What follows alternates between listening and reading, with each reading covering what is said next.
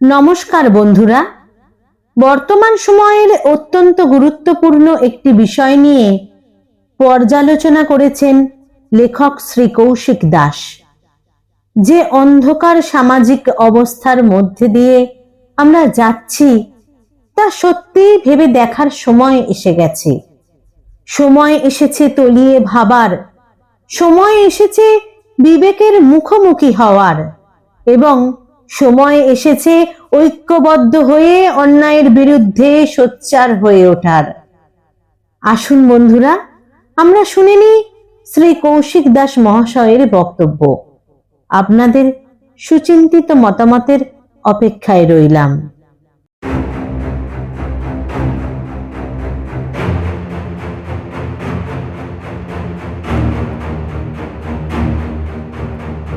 আরজিকর আর কোনো একটি নিছক শব্দবন্ধ নয়।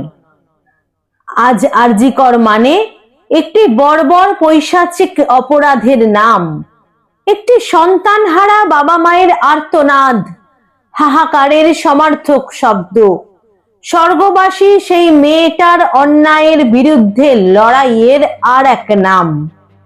সারা পৃথিবীর মেয়েদের শক্তি সে আজ অভয়া শক্তি। লক্ষ লক্ষ মানুষের শিরদাঁড়ায় ক্যালসিয়ামের ডোজ। সেই অভাগা বাবা মায়ের ভয়ঙ্কর লড়াই এখনো থামেনি।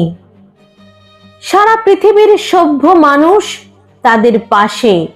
এ লড়াই সভ্যতার অস্তিত্বের লড়াই, মানবিকতার লড়াই, পাপ পিশাচের সাথে সভ্যতার লড়াই। আবার শিরোনামে শিক্ষাক্ষেত্রে গণধর্ষণ। শিউরে উঠছেন? মনে হয় না। এটা এখন অনেকের কাছে চায়ের সাথে টায়ের মতো। ছি ছি, এসব কি হচ্ছে? ব্যাস এই পর্যন্তই। তারপর কাল রবিবার, জমিয়ে মাংস ভাত। আপনার ঘরে তো আর ঘটেনি। যদি স্নায়ুতন্ত্র সচল থাকতো, বাংলার একটা পরিবারও বাকি থাকতো না। সবাই আরজিকর নির্যাতিতার বাবা মায়ের পাশে থাকতেন, যতদিন না মেয়েটির আত্মা শান্তির জল না পাচ্ছে। বেশি নয়, 1 কোটি সৎ সভ্য মানুষ ওই অভাগা বাবা মায়ের পাশে দাঁড়ালেই যে কোনো শয়তান পিশাচের হাঁটু কেঁপে যেত। মেয়েটি অনেক আগেই শান্তির জল পেয়ে যেত। সবাই একটু খবর দেখছেন আর সব ভুলে যাচ্ছেন, কিন্তু কোনো সভ্য সমাজ এই ক্ষত ভুলতে পারে না। আজ আরেকটি পরিবারের ওপর দুর্যোগ নেমে এলো। মেয়েটি বেঁচে গেছে, তাই বলার সুযোগ পেয়েছে। আগের মেয়েটি কিছু বলার সুযোগ পায়নি। মনে রাখতে হবে, মহিষাসুরও অনেক জায়গায় লুকিয়েছিল, কিন্তু মা দুর্গার ত্রিশূল থেকে বাঁচেনি। যাদের স্নায়ুতন্ত্র এখনো বিকল, কামনা করি তাদের স্নায়ুতন্ত্র সচল হোক। দেয়ালে পিঠ থেকে গেলে বাঁচার একটাই রাস্তা, সেটা বাঙালি জানে। শুধু যাদের ঘুম ভাঙেনি তাদের ঘুম ভাঙুক। আরজিকর মানে আজ প্রতিবাদ, প্রতিরোধ, সভ্যতার অস্তিত্বের লড়াই। এখনো বিবেক যদি আপনাকে লড়তে না শেখায়, তাহলে মনে হয় বাঙালির গর্বের দিন আজ শেষ। এই বাংলার চিত্র দেখে গোটা বিশ্ব হাসছে। লজ্জা ঘৃণায় মাথা হেঁট হয়ে যাচ্ছে। একের পর এক বর্বরতা। এই অন্ধকার কবে কাটবে? আয়নায় এবার নিজের চোখে চোখ রাখুন। এই রকম জঘন্যতম পৈশাচিক বর্বরতা করে যেসব অপরাধী, তার জন্য যে দুঃসাহস লাগে, সেটা একদিনে কোনো মানুষের মধ্যে তৈরি হয় না।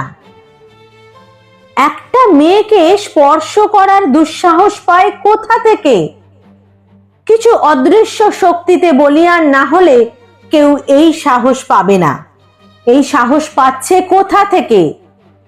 গণতন্ত্র কিন্তু বোকা বা নির্বোধ নয়, এটা এবার বুঝিয়ে দেওয়ার সময় এসেছে। প্রশ্ন করা, প্রতিবাদ করা, বাক স্বাধীনতা তোমার অধিকার। এই রাজ্য কোটি কোটি বাঙালির। বাংলার শিক্ষা, কৃষ্টি, সভ্যতা, বিপ্লব তোমার অহংকার। আজ ভয়ে পেতে পেতে দেয়ালে পিঠ ঠেকেছে। ভয় আসলে একটি দুর্বলতা। চোখে চোখ রেখে প্রশ্ন করো, প্রতিবাদ করো, তবেই সমাজ পাল্টাবে। কোটি কোটি বাঙালির শক্তি অপরিসীম।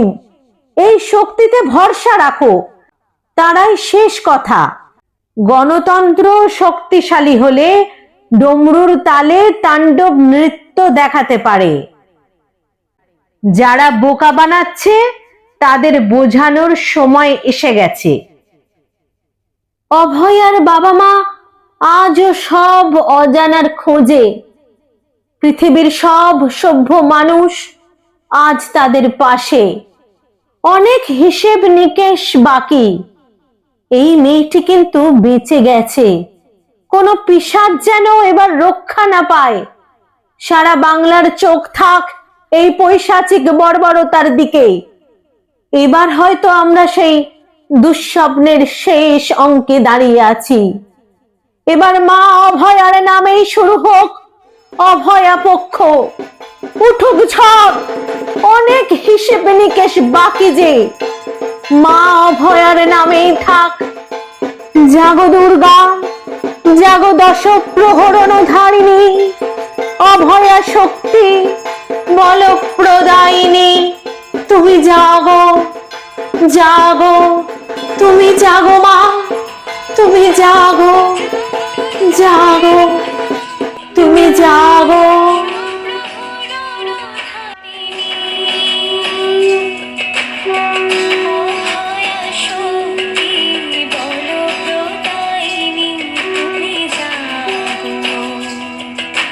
জাগো।